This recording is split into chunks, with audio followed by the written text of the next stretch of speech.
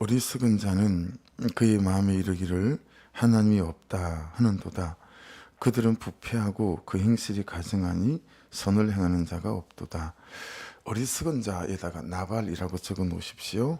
어리석은 무감각한 분별 없는 이런 뜻인데, 여러분 기억나는 사람 있지 않아요?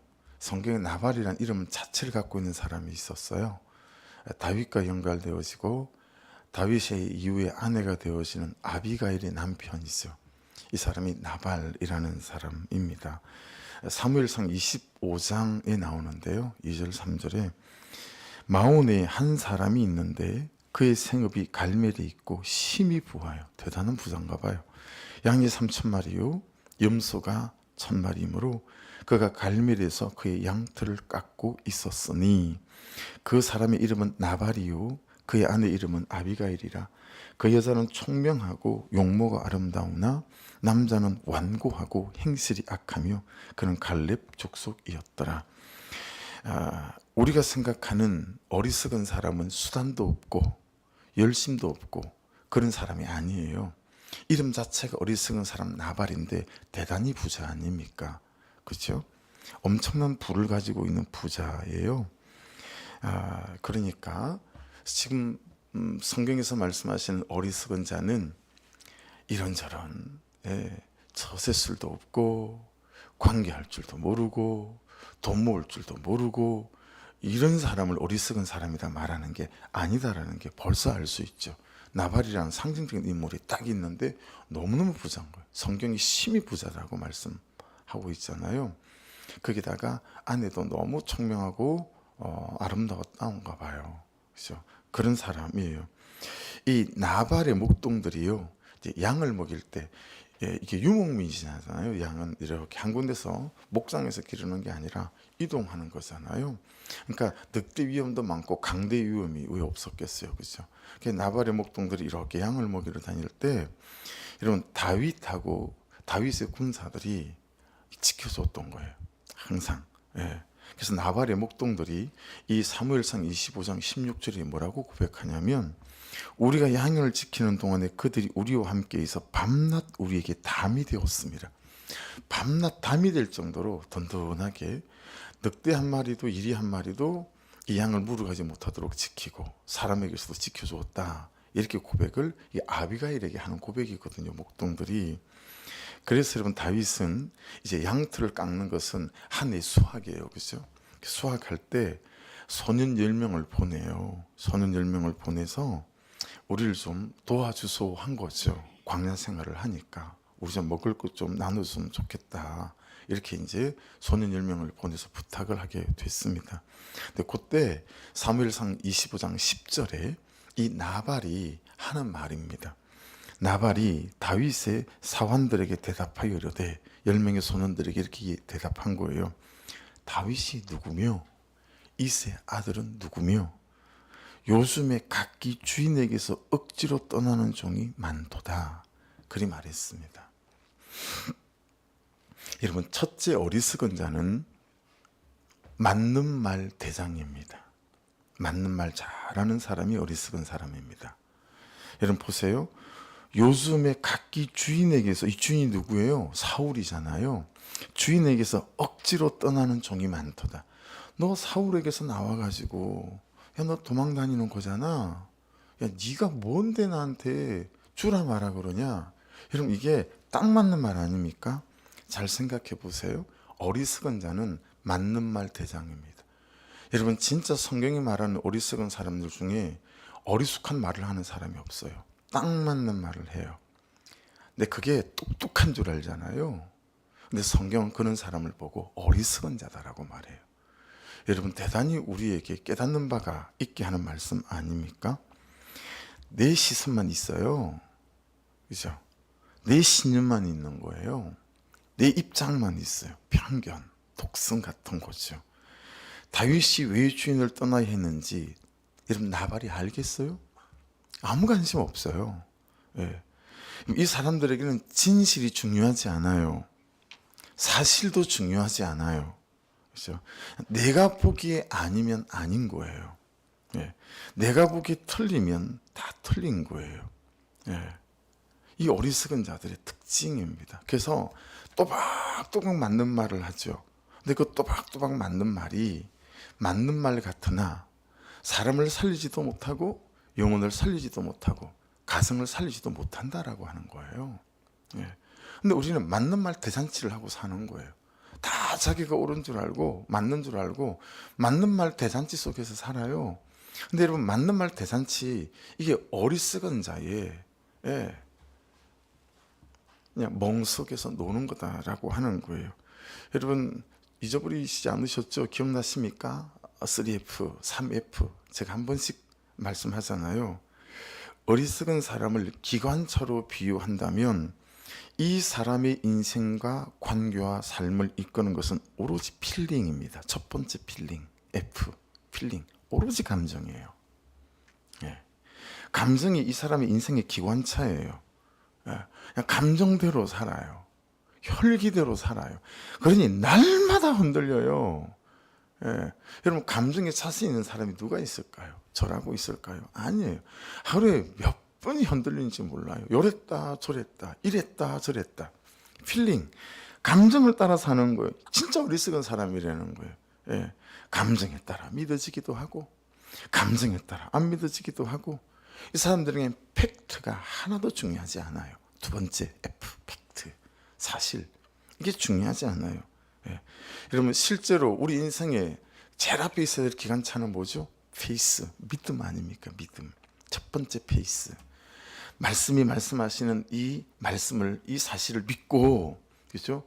믿음이 제일 앞에 기관차로 딱 있어야 되지 않겠어요? 그죠? 그리고 필링은 그냥 따라오는 거예요. 따라오는 거예요. 감정은 이랬다 저랬다는 거. 근데 여러분, 많은 그리스도인들이 감정이 제일 앞에 있어요. 그래서 그 감정을 따라 또박또박 맞는 말 대잔치하면서 살아요. 예, 사람을 후벼 파는 말들, 그죠? 사람의 감정을 막 후벼 파는 말들 하고 살잖아요. 그러니 여러분, 사실은 필링을 앞에 세우고 페이스를 뒤에 세우는 사람들이니까 이 어리석은 자는 하나님을 믿는다 말하기 어려워요. 그죠? 자신을 믿고 자신의 신념을 믿고 자신의 방식을 믿는 사람들이다 라는 거예요. 여러분, 우리가 자신에 대해서 좀 정직해야 돼요. 그리고 자신을 잘 봐야 돼요. 쏟고 살면 안 돼요. 내가 믿음이 있겠거니 쏟고 살면 안 돼요. 예. 내가 정말 필링의 기관차를 앞세우고 감정에 따라 요동치는 인생이 아닌지 잘 살펴야 된다라고 하는 거죠.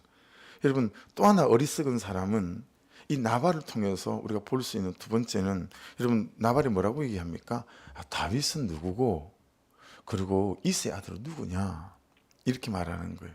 그럼 히브리에서 누구냐, 우리 영어로는 who잖아요. 이 표현을 할 때 me라는 히브리어 단어가 있고 마라는 히브리어 단어가 있어요. 근데 이 me라고 하는 것은 그냥 그 사람에 대해서 아무 관심이 없어요. 그냥 그 사람 이름이 뭐지? 뭐 이런 정도인 거예요. 근데 마는 뭐냐면, 그 사람 요즘 형편이 어때? 얼굴 안색이 안 좋은 것 같은데 무슨 어려운 일이 있어? 그 사람의 마음을 살피고 그 사람의 형편을 살피고 그럴 때 사용하는 후가 이 히브리에서 마라는 단어예요.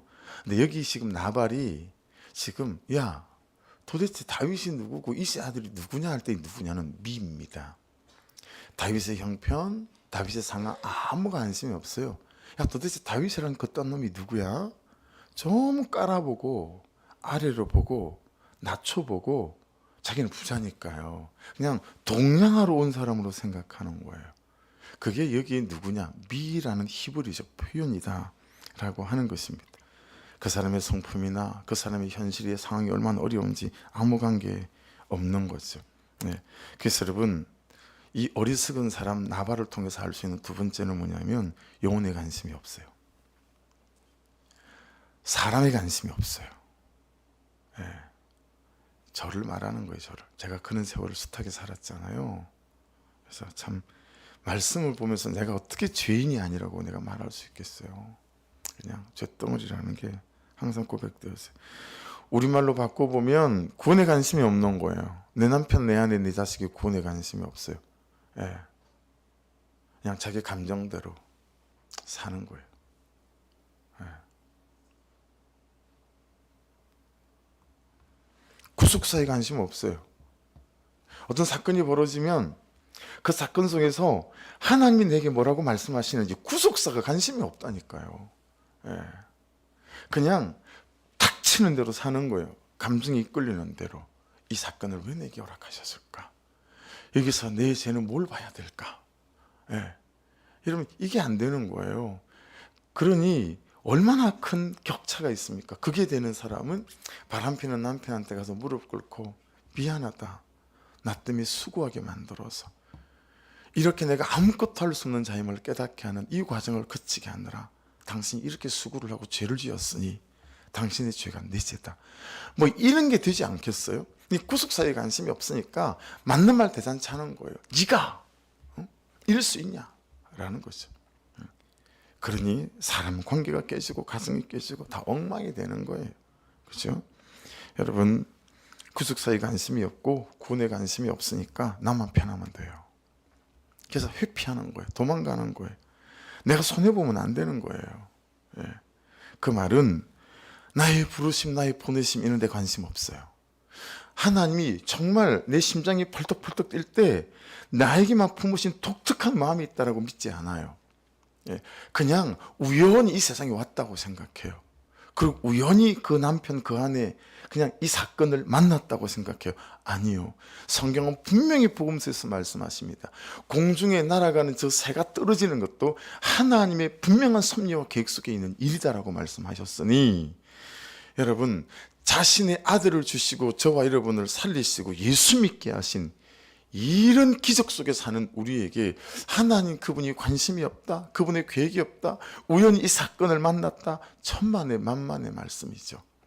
저와 여러분은 하나님의 분명한 섭리 속에 계획 속에 있는 백성인 줄로 믿습니다. 그렇죠? 그냥 부르심 보내심은 관심이 없고 이득실만 따지는 거예요. 네. 훈련받지 않으려고 그래요. 여러분, 상황 통해서 훈련 받으셔야 됩니다. 그게 구속사예요. 도망가면 안 된다 이 말이에요. 그 상황에서 사람을 통해서 훈련 받으세요. 도망가지 마시고 하나님께서 그 사람을 통해서 나를 다듬을 게 있다라는 거예요. 할렐루야. 근데 우리는 다 도망가는 걸로 대체해요. 불편한 게 싫은 거예요. 훈련받기 싫은 거예요. 아픈 게 싫고.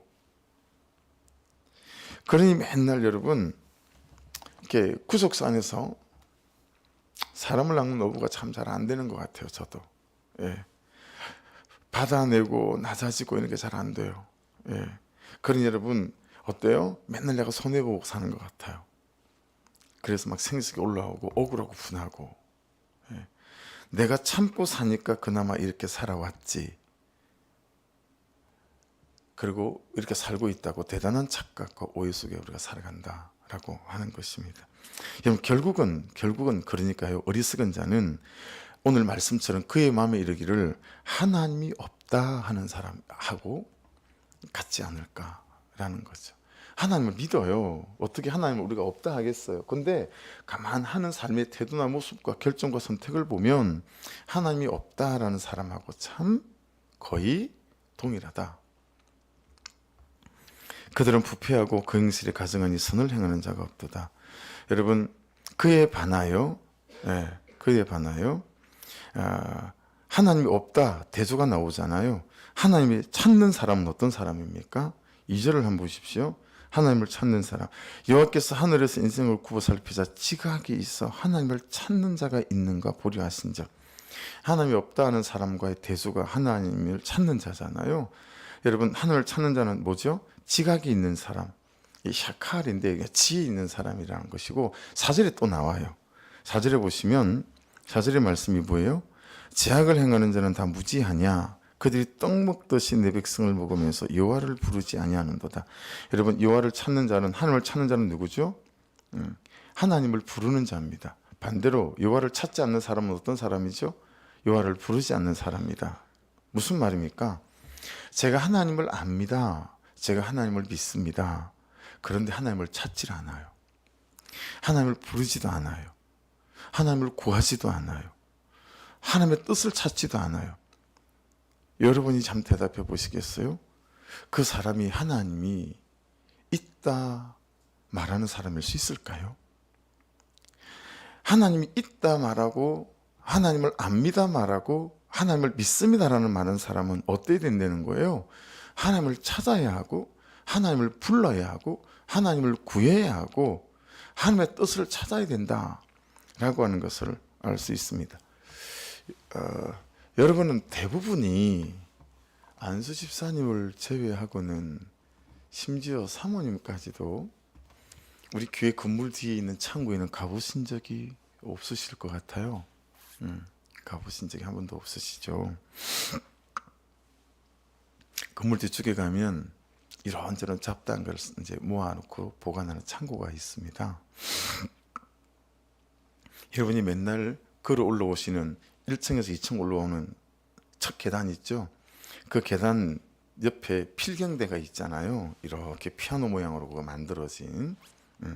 그걸 이렇게 바퀴가 달렸거든요. 이렇게 빼내면 그 계단 밑에도 창고예요. 제가 사용하는 공구 같은 교회 공구가 그 창고 안에 다 가득하게 들어있거든요. 가본 적 없으시죠? 이거는 공구니까 자주 들어가지만 뒤에 창고는 별로 가지 않아요. 여러분, 분명히 제가 차곡차곡 이 다음에 쓸 일이 있을 거다 싶어서 다 쟁여놨어요. 예. 근데 시간이 지나니까 제가 그게 있는지 없는지를 몰라요.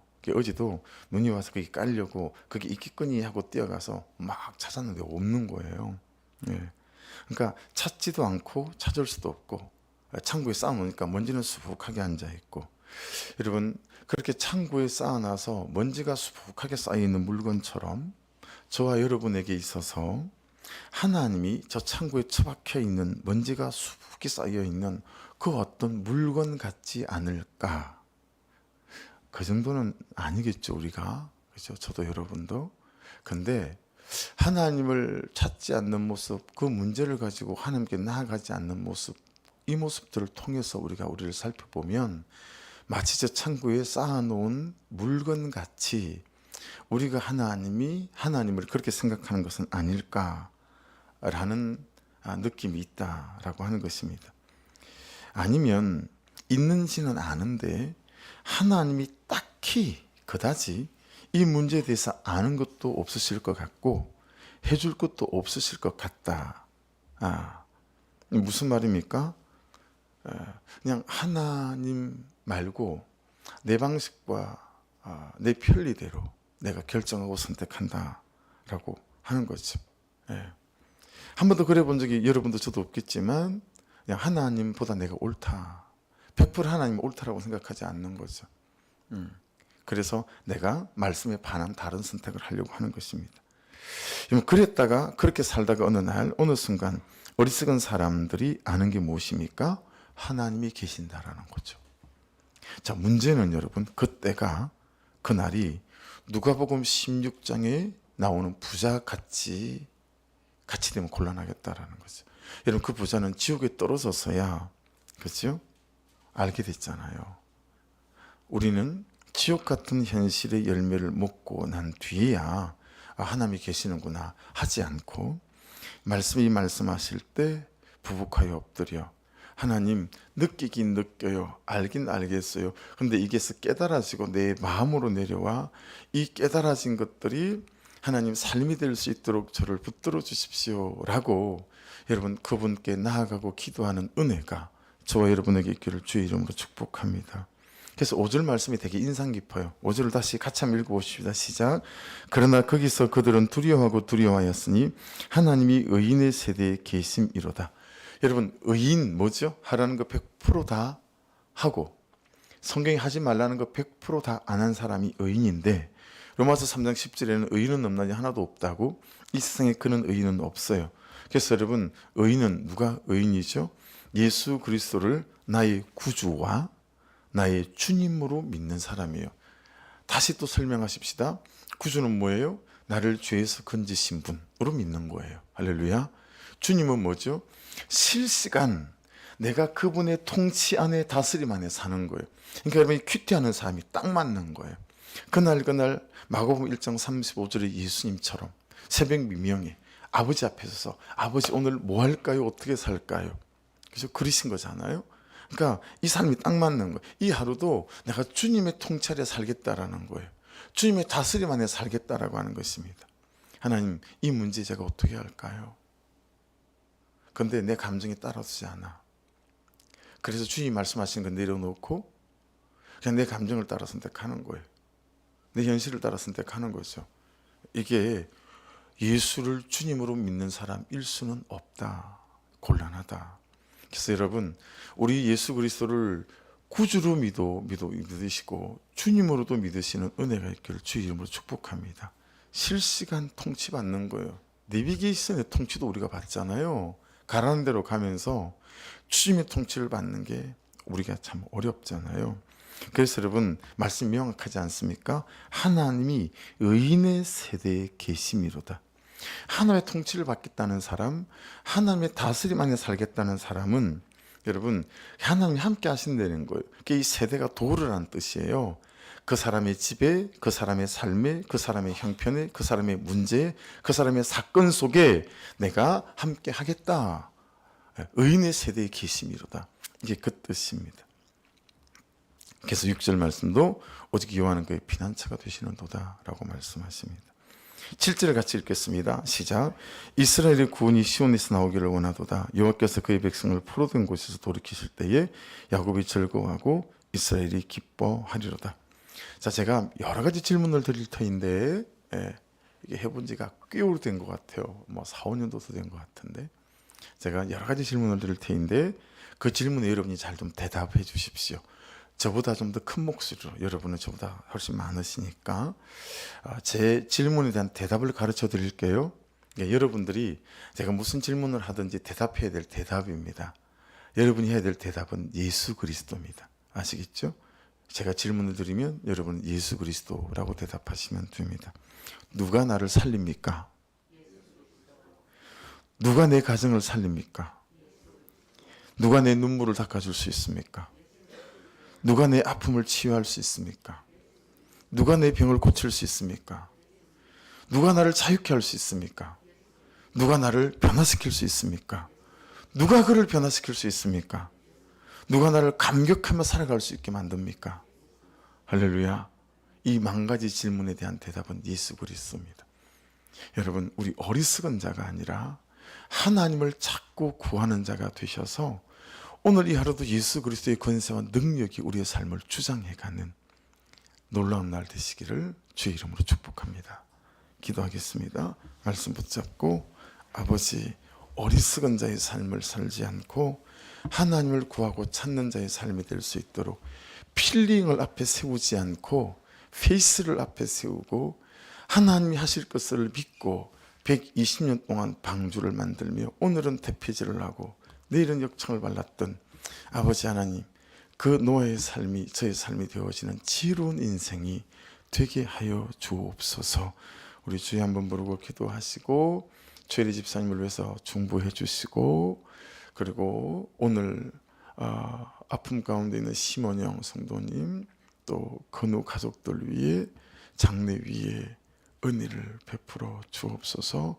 또 중보해 주시고 이 한 해를 잘 마무리하고 새로운 한 해를 준비해 갈 수 있도록 온 교회 안에 아버지 기도로 아버지 나아가는 은혜를 허락하여 주옵소서. 또 중보도 부탁드립니다. 우리 주여 한번 부르고 기도하십시다. 주여! 하나님 감사합니다. 오늘도 우리를 부르시고 말씀으로 가르치시고 권면해 주셔서 감사합니다. 주의 선하심이 우리 가운데 충만하게 임하게 하시고